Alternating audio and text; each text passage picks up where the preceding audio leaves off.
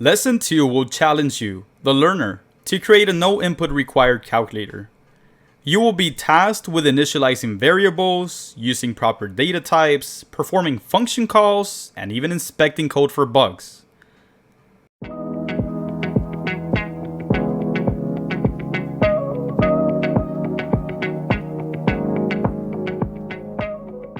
To initialize the desired variables, start on line 5 by typing int x equals 5 semicolon.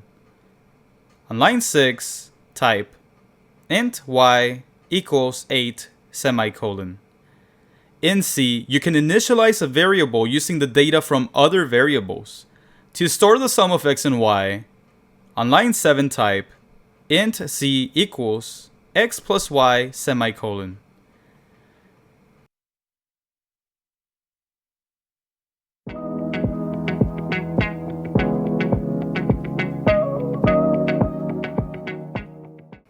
C files must deliberately employ the use of printf function from the stdio.h library to execute code that prints to the terminal. Practice writing proper code by typing on line 9 printf, open parentheses, quotation marks, hello world, exclamation mark, close quotation marks, close parentheses, semicolon. Nothing will happen since the file after alterations has not been rebuilt or compiled. Alter the code in the printf function to accept an integer value.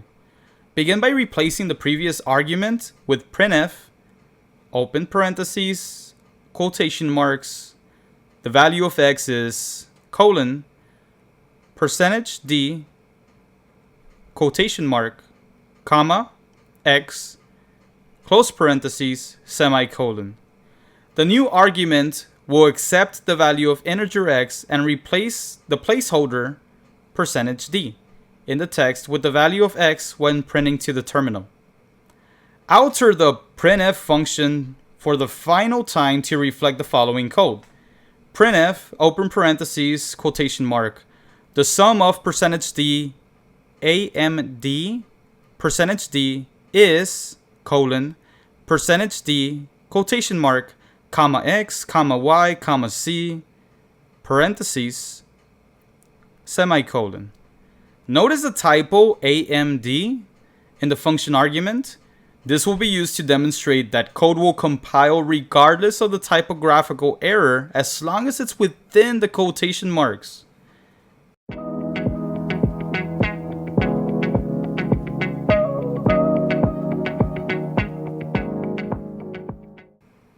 When examining code for bugs or flaws in the code, look for missing semicolons at the end of a statement such as illustrated in line 5.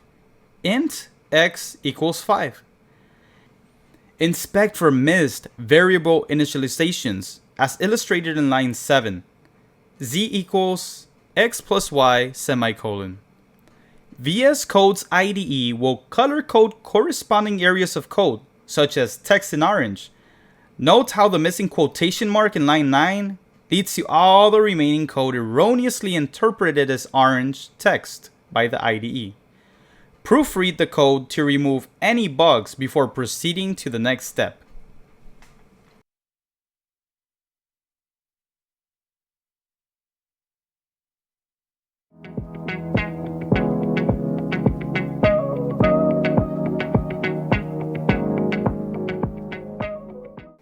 Build the file by using keyboard shortcut Ctrl-Shift-B and selecting c/c++:gcc.exe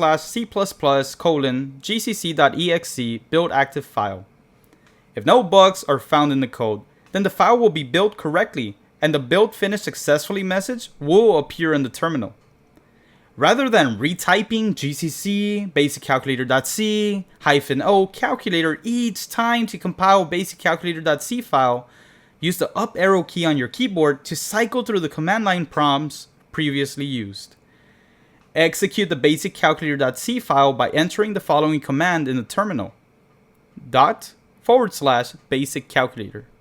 Then press the enter key. If everything went according to plan, then you will be greeted by a message stating the sum of 5 and 8 is 13. Notice that although amd is a typographical error of AND, the compiler still executes the file properly. AND does not interfere with compiling code since it is found in quotation marks, meaning that C treats what is in quotes as text and will output anything embedded in the text, including typos. As a result of completing Lesson 2, you have generated a no input required calculator. In the next module, you will be engineering a calculator that accepts user input.